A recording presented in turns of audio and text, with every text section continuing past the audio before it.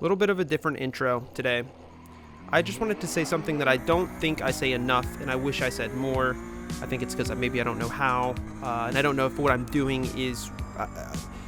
what I'm trying to say is thank you guys so much for the support. I don't think any individual understands how much... I mean, you probably do, but it means a lot. It means enough that I don't even think that you guys know how much it means.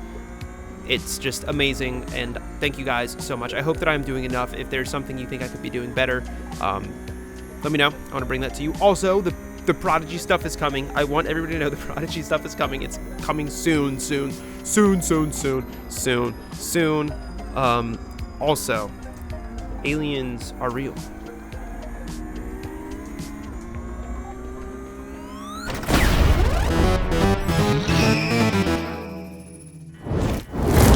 This is the car, this is the track, and this is the middle finger Corvette guy.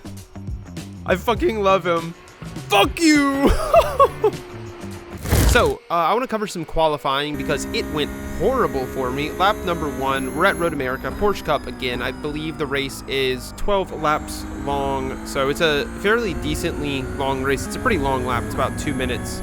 Or just around there, and the bane of my existence was this super fast right-hander after the carousel, driving into the dirt, not lifting quite enough, turning in too late, and that's an off track on my first lap of qualifying, so that is a bit scary.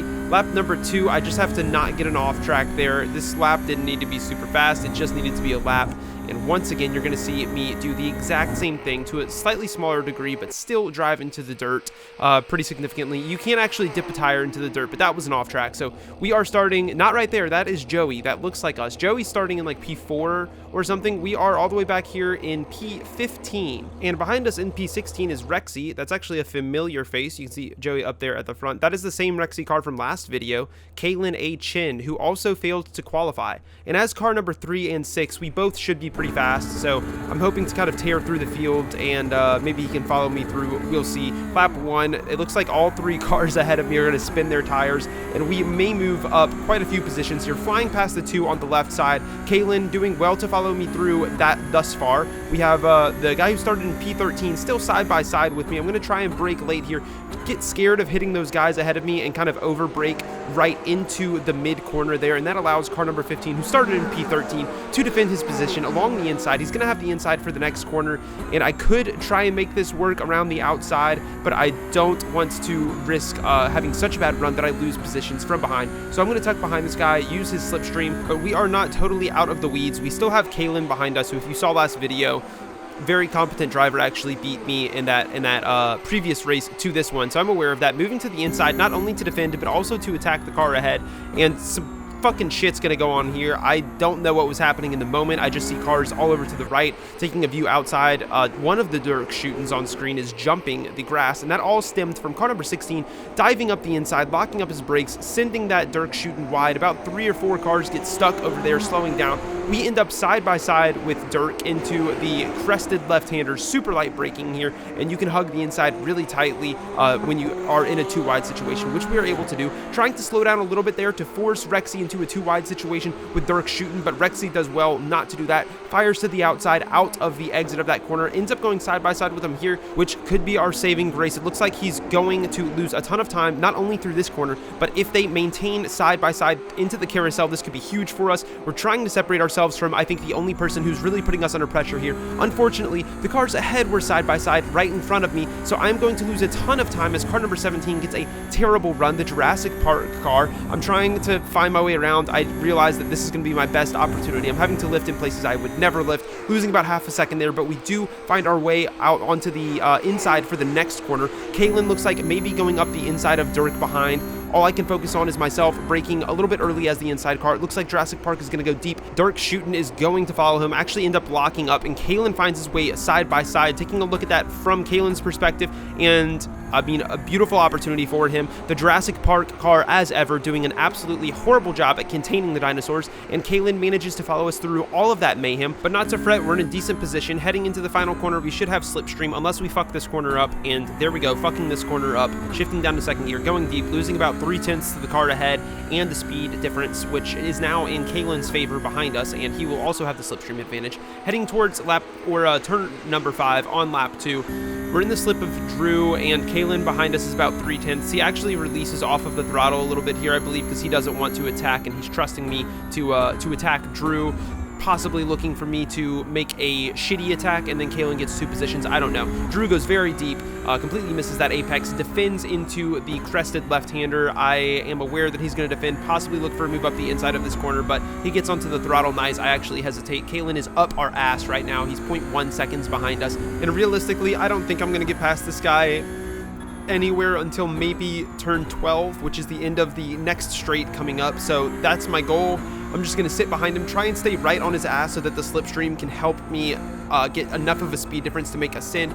End up having a little bit of contact there. Send him a bit deep, but I would say that that's clean contact, and if anything, it's going to help me out just a little bit because it may have thrown him offline. He's definitely feeling some type of pressure, and here we go, trying to hold the car on track. Don't do a very good job of that, losing a good bit of speed. Kalen, as per usual, is right on our ass, just waiting for us to fuck something up. Moving to the inside, I'm trying to brake as late as I can there, and I don't think Kalen is being too aggressive right there. He's trusting me. The move didn't get done in that situation. Next real opportunity is going to be the first turn, and I'm not even trying to attack this guy, but he's defending every corner, and in turn, he's slowing himself and everybody else down. We're 2 seconds behind Ryan, who is the next Dirk shooting car up the road. I just need a good run here onto the straight. And the run, to be fair, wasn't bad, but I sacrificed way too much on the entry there. So coming into turn 1 of the next lap, we're not quite close enough. I tease a look up the inside, but I'm not going to make a dive that aggressive yet. It's still really early in the race. It's only the 3rd lap. We have a lot of time, and all that look up the inside does is put me off of Drew by another 10th or so. Next real opportunity for me is going to be turn 5, and Ryan up ahead is getting just enough of a gap that I don't think Drew has a ton of slipstream. It's about a 2-second gap between Drew and Ryan, and I mean, it's 2/10 between myself and Drew, so it should be a pretty massive difference in terms of how much slipstream we're getting. I'm going to move to the inside. He moves to defend it. I'm looking back on the outside. I'm going to hold him tight, not open up that corner, make sure that he is not able to slow my car down early, and perfectly execute this switchback, holding him tight, forcing him deep on the exit. And once again, Kalen following us through on the inside. He's going to be side by side with Drew. I was really hoping Drew would give him a pretty good fight, but unfortunately, he's going to fall off through the crested corner and tuck behind Kalen, which is smart driving from Drew. Lose a minimal amount of time and keep himself safer from the car behind, who could, possibly be looking to make up any amount of time, and that could be Drew's next focus. So we have 2 seconds to Ryan up ahead and Kalen on our ass. We have some running to do for sure. It's lap number 3, and I'm still aware of Kalen. He's 2/10 behind.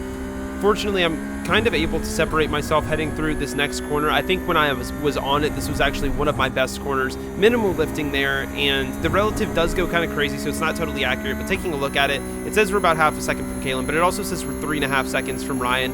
I don't know what's right or wrong here. I think the pitch straight is the most accurate representation of what the gap is. I'm just trying to drive clean, fast, and we'll see if visually we can catch Ryan, because now that gap is down to 2.5, but we definitely didn't close the gap by a second. As we go through the last corner, you see the gap fall down to like 1.5 at one point, and then back up to around 2.5. So I think 2.5 is probably the actual gap. At least I'm going to say it is. As we cross onto lap number 4, I am doing a little bit of swerving to try and get slipstream out of Kalen, but Kalen sends me this message saying that he'll push, and that completely allows me to eliminate the variable of, Kalen making a send and just full ship it towards Ryan. Now, lap number 5 comes. I put in a decent lap on the last one. It's a 2:07 flat. Ryan did a 2:07.7. So if we stay at that rate, we should be on his ass at the end of this lap, start of the next lap. I'm going to go a little bit deep here into the gravel. Not great. And I was making a couple of mistakes, honestly, as I was in the middle of this push to catch Ryan. Not huge ones, but ones that I felt bad about, especially because Kalen is right behind me. He's 0.1 seconds behind me. and he's putting his faith in my pace. So every little mistake I'm making right now, I'm kind of in the back of my head thinking, when is Kalen going to say, you know, that's the last mistake that I'm going to sit behind and make a send? I don't know. I'm trying not to think about it too much and just think about Ryan, but that is something that I just wanted to know, or wanted you to know, goes through my head, as I'm sure it does for many people. 1.4 seconds to Ryan, I don't think that's accurate. I think it's probably closer to about a second. I don't really know, but we get a very good run through the fast right-hander, and we're definitely in slipstream. Regardless of what the gap is, we're in slipstream, braking just before that 4, kind of peaking right after that 4, and you can stay in 3rd there. I go to 2nd. I don't know why. I don't think it's faster. I think it's actually slower, but that's just how I've been driving, and once I got that muscle memory, I just kind of stuck with it for the entire week. That's definitely something that I'm going to want to change next week. Onto the pit straight, and if we keep our pace up, this could be the lap. It looks like we're going to cross with just around that gap that is typically the difference between our laps, and now that we're close enough that the slipstream is pulling us, our laps should be a little bit faster. Even he is completely out of the slip of the car ahead, who's P5, and by the end of the straight, I do believe we gained a couple of tenths just from that slip. It says we're at 6 tenths, and it kind of goes up and down. Something about the relative on this track is just so cooked. You really have to try not to look at it and just use the visual cues of the car, because I'm definitely closer here. I mean, okay, well now it actually does say it's closer. I don't know. We're about half a second. We're soaking this shit up. Pretty big moment. I mean, nothing big happens. Nobody makes any real mistakes, but we just gain a lot of time to Ryan going through turn 5, putting ourselves right onto his tail. And at this point, I'm kind of thinking the same thing that I was thinking with Drew Swank earlier. That turn 12 move is the one I'm looking for in my head. If I can stay right on his tail all of the way around the carousel through the quick right-hander, I should be able to look for a move into turn 12. If not there, it's going to be turn 1 most likely. That's the safest 2 places to pass. And as I continue to accumulate knowledge and experience in racing, I find that typically that's what you want to do. You know, it can be fun to make a really bold, courageous move, but just saving your moves and timing them correctly at these easy spots is best for everyone. You lose the least amount of time. It's typically just what you want to do. Now, that being said, he kind of gapped me through the carousel, actually gained about a 10th on me, so it doesn't look like we're going to be close enough to make a move here. Kind of riding wide, just showing in his mirrors, but not looking to make that move here. And he still is going to go a little bit deep there. So we gain a bit of time heading towards the final corner. This is not typically where you pass someone, but we are actually going to go past him here, as I think he hangs out wide to let us through. I wasn't quite expecting that, so I go down to 2nd gear, and that kind of cuts off my exit at the same time. I'm trying to give him space, and unfortunately, I kind of run him off the track a little bit there, so he ends up getting an off track, and that would kind of spiral his race down, which I feel really bad about, because Ryan is a super fast driver, and as you can see here, onto lap 7, Kalen is going to push us along. Back to Ryan real quick, just so I can give him a little shout out, because he gained like 1,000 I rating at Laguna Seca and went from like 2,000 to 3 point something. Very fast, very consistent, good driver, and yeah, I just want to apologize for kind of driving him off the track there. Also a member of the Discord, so just shout out to Ryan. He is the realest of the Dirk shooting liveries that you see. He's probably going to be the quickest one. Now, a little bit of contact, I think, with Kalen as they go through turn number 2. Kalen is able to follow us through turn 1, and Ryan is not going to let it go so quickly as he looks to make a move towards Kalen, who's defending the inside of turn 5. Ryan shoots to the outside, and he does not quite get that stopped on the marker. I see him in my rear view, and some masterful reactions as I turn in early, which completely fucks my turn 5, but it felt good to just know that I have that awareness. And Ryan also does not lose too much time there as he keeps it on track still. You can kind of see me turn in early there as I had my eyes in my rear view. Kalen's view kind of displays it a bit better, and that puts Kalen right on my ass. But bless the heart and soul of this Rexy driver, because he is putting more faith in my pace than I would with myself in a room with an apple pie and birth control. Now, we have 3 seconds to Jaron Wong up the road, or so says the relative at this time. It's already launched up to 4 seconds. Visual test is telling me that there are 4 cars, probably within about a second and a half of each other. There could definitely be some battling. I want to rely on that, but you know, you can't. At this level, everybody up there is going to be very fast. It's a 5K driver in 5th place, so I'm sure that the pace is going to remain high. Fortunately, though, I did feel fast on this track. and I had the benefit of Kalen trusting me. You can also see Ryan behind. He's still kind of with us. Lap number 8 rolls around. We're starting to catch these guys for sure. Ignore the relative. It is lying to you when it says 1.8 seconds right there. Kalen is as hot as he has ever been on my ass. It's so weird having somebody this tight on you, but you still have the faith that unless you fuck up, they're not going to go for a pass on you. And to be fair, you did just see me drive through the grass. I was making some mistakes, and Kalen's kind of popping out early, swinging from side to side. I'm still kind of, at this point, I just have to trust that Kalen is not going to make the move. If he makes the move, fuck it. There's no point in me defending and fucking us both over. I'm just trusting what he said.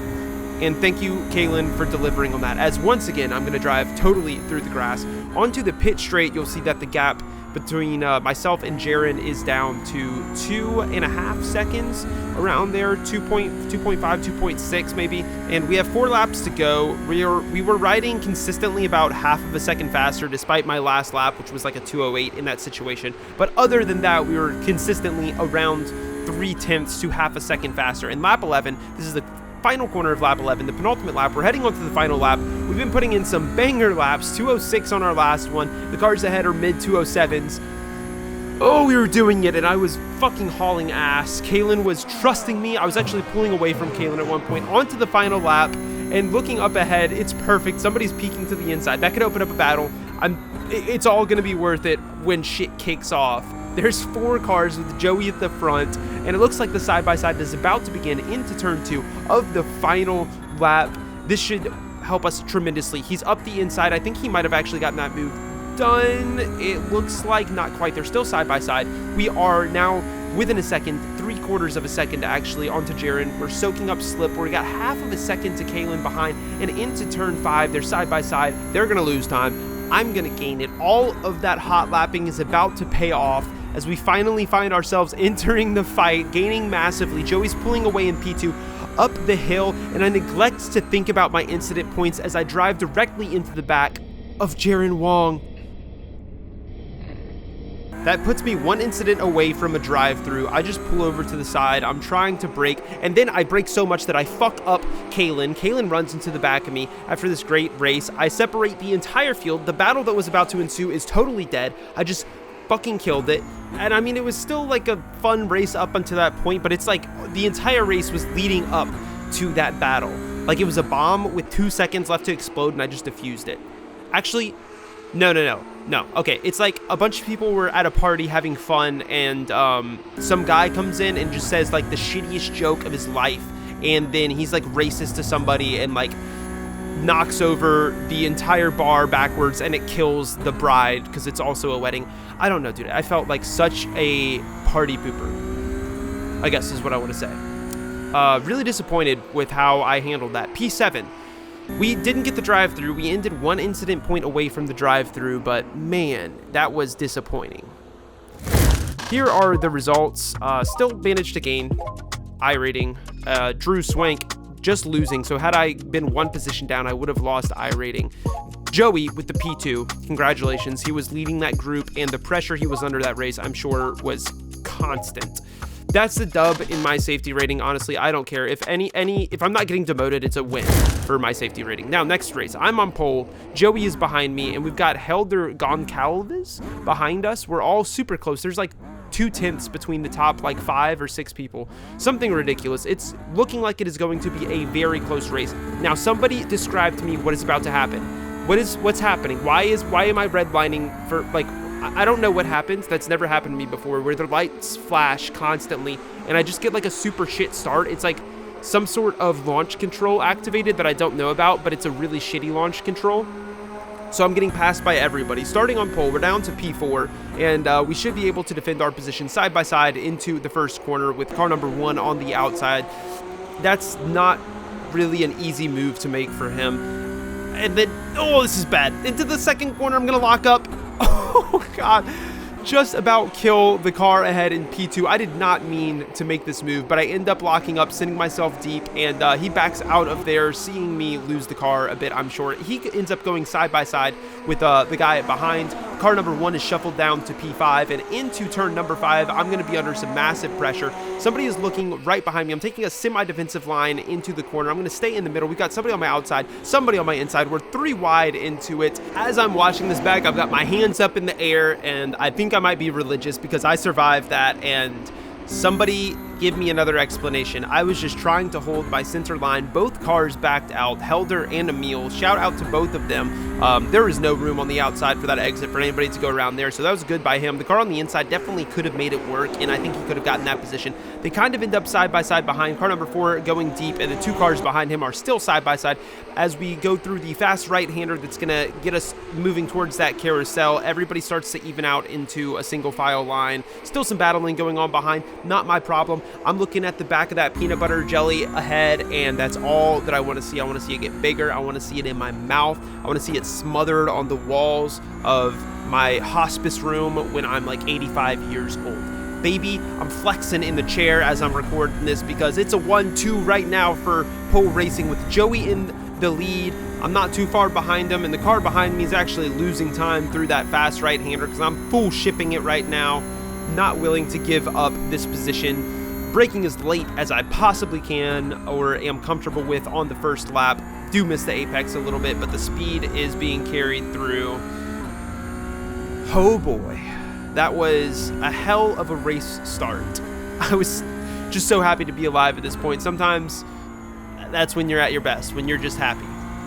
You know, when you're having fun, when you're sliding out of the exit of the final corner, which is actually really bad because that's gonna hurt my runs pretty significantly and help out the car behind. I think had I not done that, we probably could have dropped him right there. I probably would have been about half of a second from Joey, and instead I am about 8/10 from him, so I think I lost about 3/4 of a second there, and you can see by the end of that run, we're actually only half a second roughly ahead of Helder behind, so that job is not quite done yet. Got a little bit too happy, celebrated a little too much. You should never be celebrating on the first lap, unless it's a lap like that Nordschleife video where I had like a 15-second gap by turn 1. That's probably the only instance you should ever be celebrating on the first lap. The gap is staying around the same thing. The relative goes so funky through here, I don't really know. By the time we head towards that final corner, though, it's starting to even out, and as long as I nail this corner, I should be fine because Joey has no slip. I should get sucked up right behind him, and the car behind didn't seem to be pushing too hard. Like, I was kind of just trying to drive clean laps here, and whenever I got the random courage to just full ship a corner and try and hit like a new optimum, I found myself gaining time on him.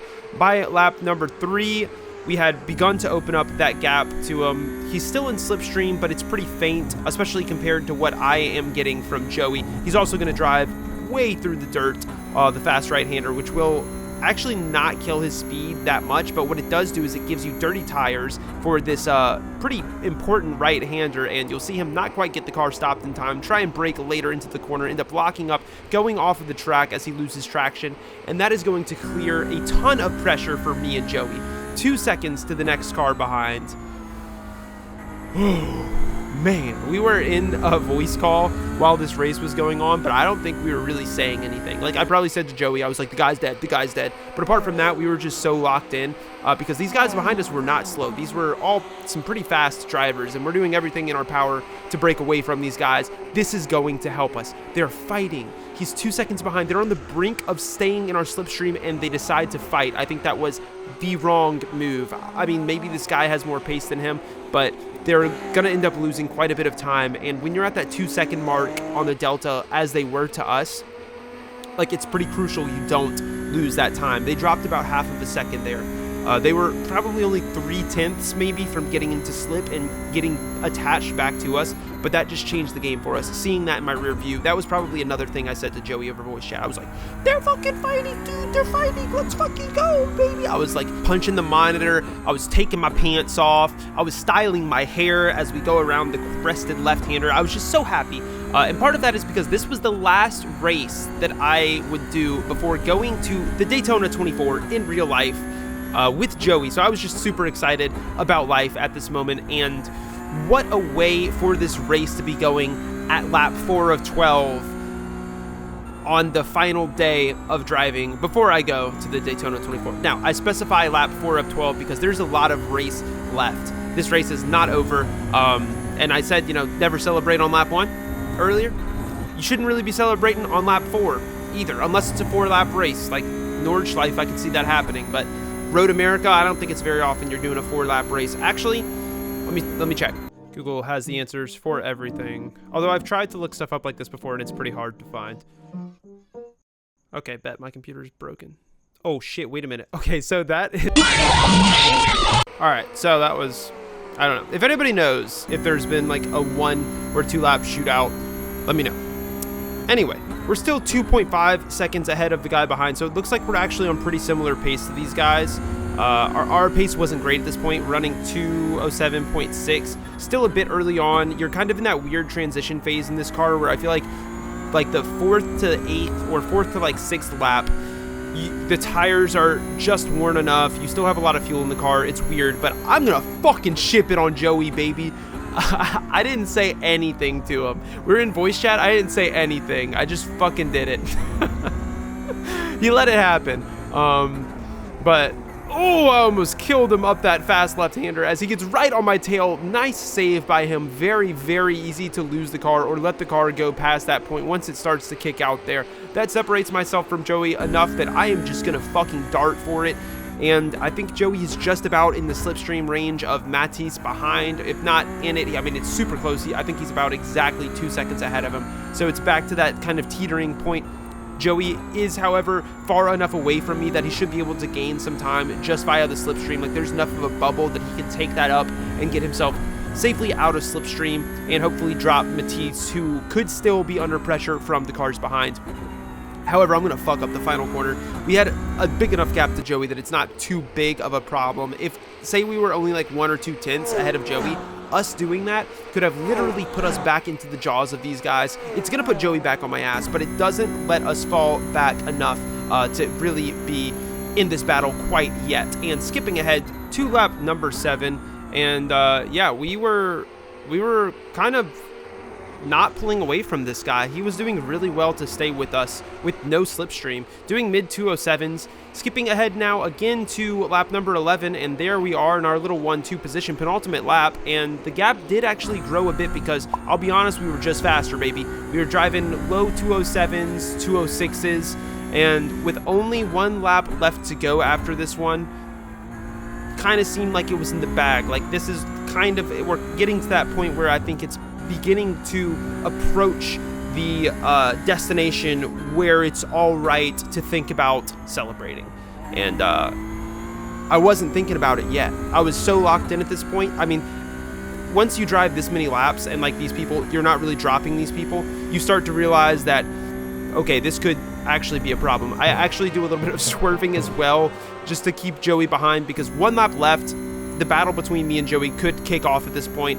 And knowing me, the pressure is immediately going to settle in. I'm just going to fuck up turn 1, not get a great run, get a really shit exit, totally over the grass, which is going to have my tires dirty. I'm going to take this next corner a bit carefully. Don't want to risk doing what that other guy did earlier and what we've seen people do in the past with the new debris model. It can affect your grip in that immediate corner right after it. Sometimes, if you're in the gravel long enough or the dirt, it can affect 2 corners even. Joey is using that slipstream to get right up on my ass, showing on the inside. I'm trusting that he's not going to make that move from that far back. That could mean certain death for both of us, or possible death for both of us, I should say, up into the infield. And not going to lie, Joey was faster than me through that corner consistently. To make up for that, I'm going to take an alternate line, drive through the grass, and just to take that off track. Not going to work out in my favor, as now he is just about touching my bumper. I'm holding the inside, and you can see he wants to go there, but he's going to move to the outside. I'm going to move under braking to the outside, which is honestly my typical line through there if I have the space to do it, to avoid that bump that's on the inside of that corner. It can sometimes throw you into a lockup if you don't modulate your braking just perfectly. Through the carousel, we've got 3 tenths on Joey. We've not very much more to go in this race. As long as he doesn't make a move into corner number 12, he doesn't really have another opportunity to pass us unless we were to massively fuck something up. Possibly the last corner. I don't know. We'll see. We're getting there. It doesn't look like he's close enough to do anything in turn 12. The celebration is peeking its head in my mind. I'm getting pretty close to doing it. There's like 2 corners left. I would have to fuck something up big time. And I'm not letting that happen, baby. I'm going to actually be so certain that I don't let that happen that I am going to park it on the apex. I'm not fucking up this corner. I'm not getting on throttle. I hesitated on throttle so much, like this is a little bit too, like, parking on the apex is like a thing, but like that's too much. That's way too much. Although I do have to say that my timing was immaculate there. As soon as his car touches mine, I'm on throttle, baby. It looks like it looks like a pendulum right there that he gives me that momentum. If that were anybody else, they would have just killed me, and I wouldn't have been upset about it because that is an illegal move, basically. But we're gonna fuck Joey with this one because boom! Yes, sir. That's right. If you've seen some of the other videos, you've seen Joey do this to me when he's in the lead. At the last second, slamming on the brakes and giving him the win. Finally returning the favor. It's not often that I am beating Joey in this situation, so that felt so good. P2, best P2 of my fucking life. We also totally forget about all of the other cars. We park it on the pit straight. Thank God everybody has the awareness to not hit us. Man, what a way to end it. Here are the results. 61 for me, 69 for Joey, and I kind of regret doing that because I would love to have that 69. Interestingly enough, we only lost 0.05 safety rating, even though we spent more time off of the track than on it that race. Amazing, amazing, glorious stuff. If you enjoyed this and want to support me, please go check out some of my other videos, and I'm sure you will find something you enjoy there as well.